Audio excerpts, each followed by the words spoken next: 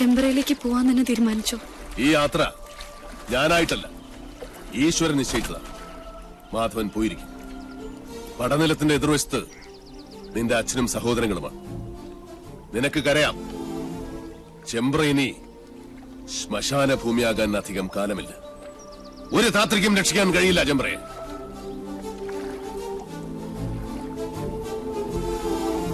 Postmortem report കിട്ടി.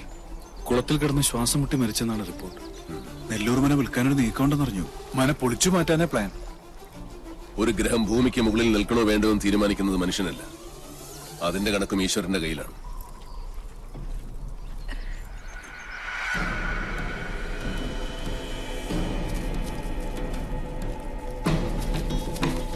ഒന്ന് പെട്ടെന്നാവട്ടെ. നേരെ അങ്ങോട്ടിട്.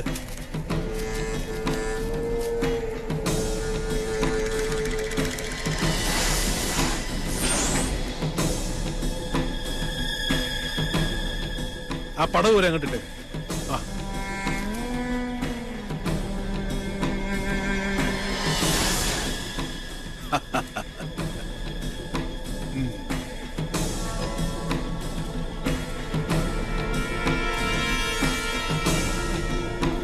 ഇതോടെ നശിക്കട്ടെ ചെമ്പ്രയുടെ ദുഷ്കീർത്തി, ദുശകുനം.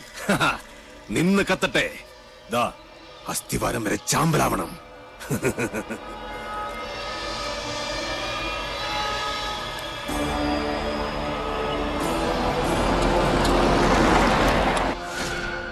ഒരു തരത്തിൽ പറഞ്ഞാൽ ഇതും ഒരു ബ്രഹ്മഹത്യയാണ്. എല്ലാവരും മനസ്സിൽ അഷ്ടാക്ഷരി അങ്ങനെ ജപിച്ചോളുക.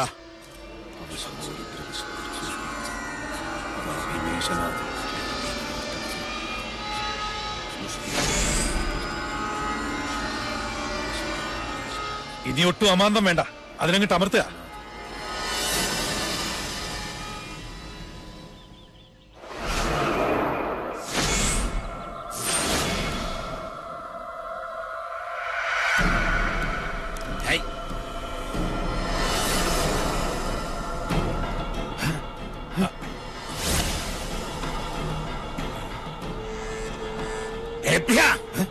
എന്താ ഇത് പൊട്ടാത്തെ? എന്താ എന്ത് പറ്റി നോക്കട്ടെ.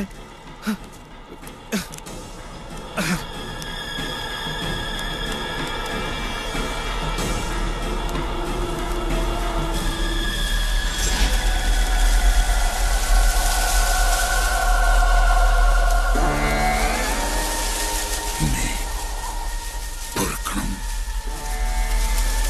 മക്കളുടെ മൂഢത മാർപ്പാക്കണം. അത് ലൂസ് കോണ്ടാക്ട് ആയിരിക്കും. ഒന്നും ഞെക്കി നോക്ക്. ഒരക്ഷരം വേണ്ടി പോരുത്. മണ്ട ഗണേശൻ, കണ്ണു തുറന്ന് നോക്ക്. അന്തരീക്ഷത്തിന്റെ മട്ടും ഭാവവും മാറുന്നത് കാണുന്നില്ലേ? എന്തോ വരാൻ പോകുന്നെന്ന് എന്റെ മനസ്സ് പറയുന്നു. ശപസൂര്യ ശോഭയിൽ തെളിയുന്ന ദ്രോണ, നക്ഷത്ര കോടികൾ കഥിപനാം ദ്രോണ, ഉദയത്തിലോംകാര ശംഖമാം ദ്രോണ, ശരമാരിയാൽ ശിവനെ അർച്ചിച്ച ദ്രോണ.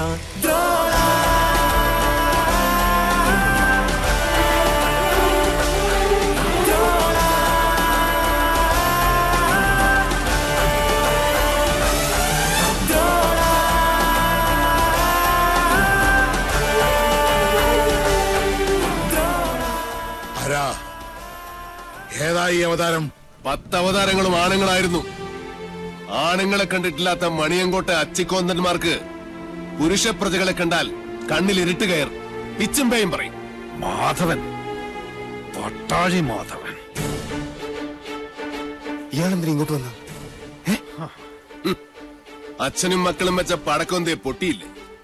രാവിലെ ഇല്ലത്തുനിന്ന് ഇറങ്ങുമ്പോ നെല്ലൂർ മന കാറ്റത്ത് ധൂളിയാക്കി പറത്തിക്കളയാമെന്ന് വ്യാമോഹിച്ചു അല്ലേ? എനിക്ക് നെല്ലൂർ മന ഇതുപോലെ കാണണമെന്ന് മോഹമുണ്ടെങ്കിൽ അത് തടയാൻ മാത്രം പോന്നവരല്ല മണിയങ്കോട്ട മണ്ണുണ്ണികൾ. മാധവൻ, പട്ടാഴി മാധവൻ, പട്ടാഴി മാധവൻ നമ്പൂതിരി. ഭഗവാന്റെ തിടമ്പ് പോലെ ചൈതന്യമുള്ള പട്ടാഴി മാധവൻ എന്തിനാ തിടുക്കപ്പെട്ടിപ്പ് ഇങ്ങോട്ട് വന്നത്?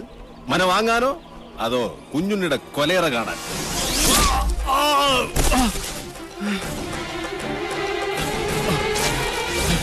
5 പ്രാണനും അലറിക്കരഞ്ഞ് അപേക്ഷിച്ചാലും ഈ ദയന് ഞാൻ ആവർത്തിക്കില്ല. ഒരു ദിവസം അവസാനിപ്പിക്കും നിന്റെയൊക്കെ ധാർഷ്ട്യം ഞാൻ.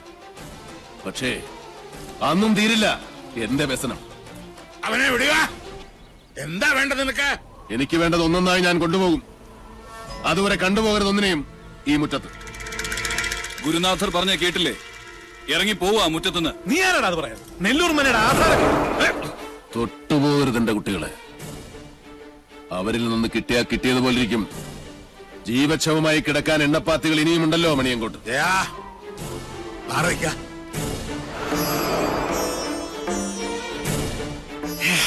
ആധാരം കാണണോ? നല്ല ഒറിജിനൽ ആധാരം കൈവശമുള്ള അവകാശിയെ കാണുമ്പോൾ ഉള്ളുകാളിൽ താഴെ വീഴരുത് മണിയൻകൊട്ടുകാരനവന്. ഷാരടി മാമേ, ഒന്ന് കാട്ടിക്കൊടുക്ക്.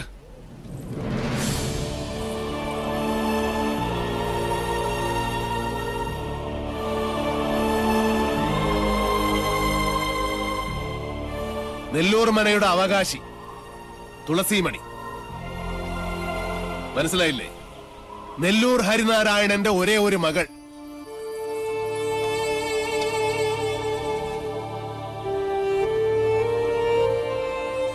ഗുപ്തൻ ഓർമ്മയില്ലേ ആ ദിവസം? അന്ന് ഹരിയുടെ തോളിലിരുന്ന 5 വയസ്സുകാരി പെൺകുട്ടിയെ ആർക്കും കൊടുത്തില്ല. മണിയങ്കോട്ട് സാവിത്രിയുടെ കണ്ണിപ്പോലും പെടാതെ ഇവളെ ഞാൻ ഷാരത്തെ അടുക്കളയിലിട്ട് വളർത്തി. ദുഷ്ടഗ്രഹങ്ങളുടെ ദൃഷ്ടിയിൽ നിന്നും ഒളിപ്പിച്ചു. സൂക്ഷിച്ചു നോക്കി മുഖത്തേക്ക്. ഇത് ഹരിനാരായണന്റെ മകളല്ലെന്ന് പറയാൻ പറ്റുമോ ക്രമൂപ്പീന്? പറ്റില്ല.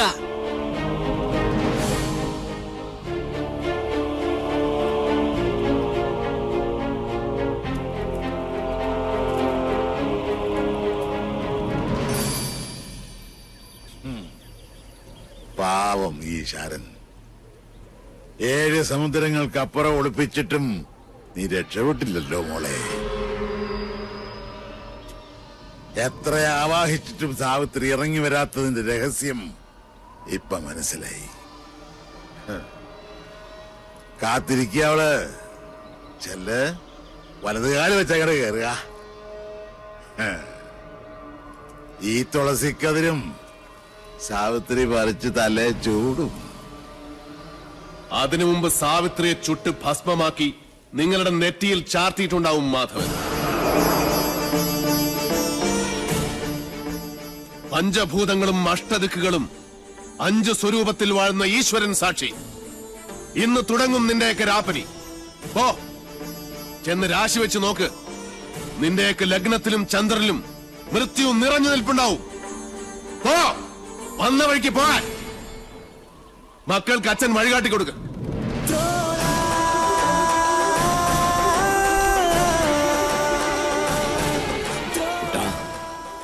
ആഴമറിയാത്ത ചുഴിയിലേക്ക് കാലെടുത്ത് വെച്ചു ഈ അച്ഛനും മകനും. ഇപ്പൊ കുട്ടനും ഷാരടി മാമ മടങ്ങിക്കോളൂ. കുട്ടേട്ടൻ 4 ദിവസം കൊണ്ട് ഇതൊരു മനുഷ്യാലയമാക്കി ഞാൻ നിന്നെ ഏൽപ്പിക്കും. അതിന് സാധിച്ചാൽ മാത്രം പട്ടാഴിക്ക് മടങ്ങും. അല്ലെങ്കിൽ എനിക്ക് ചിത കൂട്ടാൻ കിഴക്കേത്തൊടിയിലെ മാവ് പോലും വെട്ടരുതെന്ന് അമ്മയോട് പറയണം.